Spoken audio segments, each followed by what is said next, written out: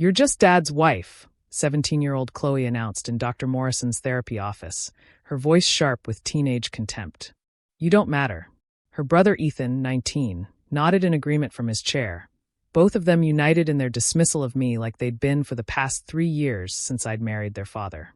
I simply nodded, having learned that arguing with them only made things worse, while my husband David shifted uncomfortably beside me and our family therapist prepared to mediate yet another session about boundaries and blended families. What none of them knew, what even David had forgotten in his grief over his late wife, was that the estate attorney, Mr. Peterson, was scheduled to join us in exactly 3 minutes to discuss the trust fund their mother had established before her death and the very specific conditions she'd attached to it. Dr. Morrison glanced at the clock. "Before we continue, I should mention we have a guest joining us. Your late mother's estate attorney, Mr. Peterson, requested to attend today's session to discuss some important matters." "What matters?" Chloe asked suspiciously. "Mom's been dead for 5 years. What could he possibly need to discuss now?" "Your inheritance," I said quietly. "The trust funds your mother established." "What about them?" Ethan leaned forward. "We get access when we turn 21. That's what Dad said." "That's partially correct," came a voice from the doorway. Mr. Peterson entered, a distinguished man in his 60s carrying a leather briefcase. "May I?" Dr. Morrison gestured to an empty chair. David looked confused. "Charles, what's this about?" "The trusts are straightforward. Chloe gets hers at 21. Ethan got his at 21. "Not quite, David." Mr. Peterson opened his briefcase and pulled out documents. "I've been patient for 3 years, waiting to see if this would resolve itself naturally. But given what I've been hearing from Dr. Morrison's reports and what I witnessed personally at Thanksgiving, I think it's time we discuss the actual terms of Catherine's will." Catherine, David's first wife, the kid's mother, dead from ovarian cancer 5 years ago after a brutal 2-year battle. I'd met David 4 years after her death, when he'd finally been ready to date again.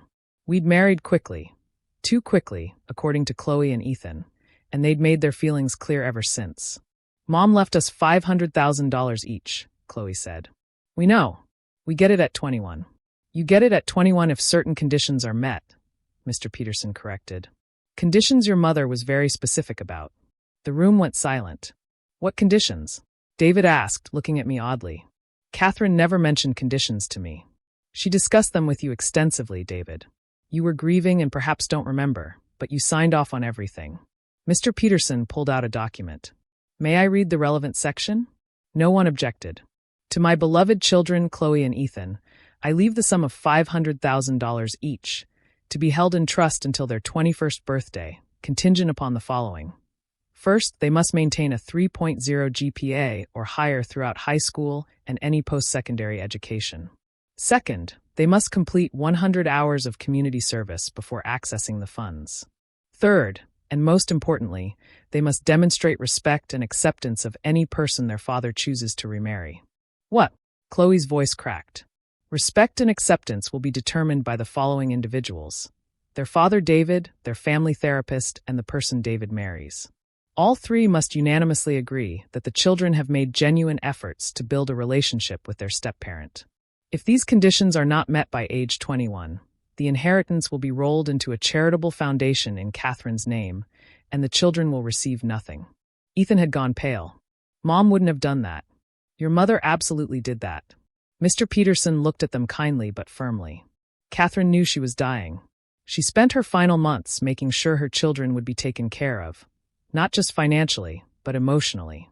She specifically worried that you might reject anyone David married out of misplaced loyalty to her." "This is insane," Chloe said. "She basically made our inheritance dependent on us liking whoever Dad married." "Not liking." I spoke up for the first time. "Respecting. There's a difference. Your mother wasn't asking you to love me or even see me as a parent. She was asking you to be civil, to make an effort, to not treat me like I'm invisible or irrelevant." "You've known about this?" Ethan looked at me with something between betrayal and shock. "Since before David and I got engaged. Your father's attorney had to disclose it to me in case the marriage didn't work out. If I left because of your behavior, it would have complicated the trust conditions." I looked at David. "You really don't remember?" Mr. Peterson met with both of us. "You cried reading Catherine's letter to you about it." David's face crumpled with recognition. The letter about making sure the kids didn't push away a new mother figure. God, I'd completely blocked that out. It's not uncommon, Dr. Morrison interjected. Grief can make memories fuzzy, especially painful ones. So what you're saying, Chloe said slowly, her voice shaking, is that Vanessa, she couldn't even call me by name usually, has to approve us getting our money? Vanessa has 1/3 of the approval authority, Mr. Peterson clarified. Your father has 1/3 and Dr. Morrison has 1/3. But yes, all three must agree that you've made genuine efforts to respect and accept Vanessa as a member of your family. And have they? Ethan asked. Made enough effort? Dr. Morrison consulted her notes. In 3 years of family therapy, you've called Vanessa by her name maybe a dozen times. You refer to her as Dad's wife, or she or her. You've excluded her from family photos, refused to acknowledge her birthday or Christmas gifts to you, and consistently told her she has no authority in your lives. At Thanksgiving, Chloe threw a dinner roll at her. It was an accident, Chloe protested. You said, and I quote from the text I received from David, that's what she gets for trying to act like family. Dr. Morrison looked at them seriously. I've been documenting everything for the trust evaluation. Right now, if we had to vote today, my vote would be no. You haven't met the conditions. Dad, Ethan turned to his father desperately. You'd vote yes, right? David was quiet for a long moment. I don't know, son. You've been incredibly cruel to Vanessa. She's been patient and kind, and you've thrown it back in her face repeatedly. Your mother specifically didn't want this. She wanted you to honor her by accepting that I needed to move on and be happy. But we miss Mom. Chloe was crying now. Every time we see Vanessa, it feels like we're forgetting Mom. That's not true, I said gently. I never tried to replace your mother. I've kept her photos up in the house. I've encouraged your dad to talk about her. I've said yes every time you wanted to visit her grave. I've done everything I could to honor her memory, while also trying to be a supportive adult in your lives. But you're not our mom, Ethan said, but his voice had lost its earlier venom. No, I'm not. I'm your stepmother. And your mother specifically wanted you to accept that role in your lives. I looked at Mr. Peterson. Can you read the letter? The one Catherine left for them? Mr. Peterson nodded and pulled out 2 sealed envelopes. Your mother left these letters to be opened when we discussed the trust conditions. She asked that I read them aloud. He opened Chloe's first. My darling Chloe, if you're hearing this letter, it means your father has remarried and you're struggling with it. I understand. I'm struggling too, knowing I won't be there for your prom, your graduation, your wedding. But sweetheart, I need you to understand something. Loving someone new doesn't diminish what your father and I had. It doesn't diminish what you and I have. Love multiplies, it doesn't divide. The woman your father marries will not replace me because no one can. But she can add to your life, support you, care for you in ways I no longer can. Please don't punish her for my illness. Don't punish your father for finding happiness again. And don't punish yourself by holding on to anger instead of opening your heart to someone who wants to love you. I'm trusting you to be brave enough to accept change. That's what the inheritance is really about, not the money, but your ability to grow and adapt and love again. I believe in you. Always, Mom. Chloe was sobbing. Ethan had tears streaming down his face. Mr. Peterson opened Ethan's letter. My brave boy, Ethan. By now you're probably angry about the trust conditions. You're thinking it's not fair, that I'm controlling you from beyond the grave. Maybe that's true. But I knew you, son. I knew you'd be protective of your sister and your father. I knew you'd see anyone new as a threat. That's the loyalty and love I raised you with, and I'm proud of that. But I need you to extend that loyalty to include whoever your father brings into your family. She'll need you to be patient with her. She'll make mistakes because blended families are hard. Give her grace. Give your father grace. And give yourself permission to care about someone without feeling like you're betraying me. You're not. You're honoring me by having a big enough heart to let more people in. That's what I want for you, a life full of love, not constrained by it. The money is yours if you can prove you understand that. I love you forever, Mom. The silence in the room was profound. Both kids were crying too hard to speak. David had his face in his hands. Even Dr. Morrison was wiping her eyes. I didn't know, Chloe finally whispered. I thought she'd want us to keep her memory alive by not accepting anyone else. Your mother's memory stays alive through you, I said softly. Through the kindness she taught you, the values she instilled, the love she gave. Not through pushing away people who care about you. We've been so awful to you, Ethan said, looking at me directly for maybe the first time ever. Yes, you have, I agreed. But I understand why. Grief makes us do terrible things sometimes. Do we still have time? Chloe asked Mr. Peterson desperately. To fix this? To meet the conditions? Ethan, you turned 21 6 months ago, Mr. Peterson said. We've been in an evaluation period since then. Chloe, you turned 21 in 4 months. Technically, we could make a determination right now. Please don't, Ethan begged. Please. We'll do better. We'll. Vanessa, I'm so sorry. For everything. For all of it. I'm sorry too, Chloe added. I didn't understand. I thought you were trying to erase Mom. I didn't see that you were trying to honor her by taking care of us. I looked at David, then at Dr. Morrison, then back at the kids. Your mother was very wise. She knew this conversation needed to happen. She knew you needed to hear her voice telling you it was okay to move forward. Will you give us another chance? Ethan asked. Please. That's up to all three of us, I said, gesturing to David and Dr. Morrison. What do you think? Dr. Morrison spoke first. I think we should table the vote for 3 months. Give them a chance to demonstrate real change. Weekly family therapy continued. But I want to see effort. Real, consistent, genuine effort. Agreed, David said. But boys, this isn't about the money anymore, is it? No, Ethan said quietly. It's about honoring Mom by being the people she raised us to be. And we haven't been, Chloe added. We've been selfish and cruel. Even if there was no money, we owe Vanessa an apology and a chance to actually know us. I felt tears building in my own eyes. I'd like that. I'd really like that. Mr. Peterson? Dr. Morrison looked at the attorney. Can we extend the evaluation period? Catherine's will allows for up to 6 months of evaluation after the 21st birthday if there's indication of growth and change. He looked at the kids. I'll need to see evidence. Not just words, but actions. Can you do that? Yes, they both said.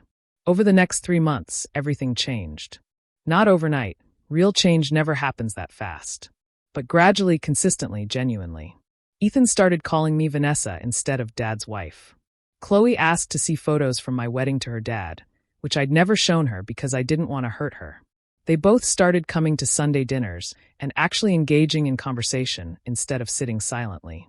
One day, Chloe asked if I'd help her shop for prom dresses. I cried in the car before we went into the mall. Ethan invited me to his college graduation.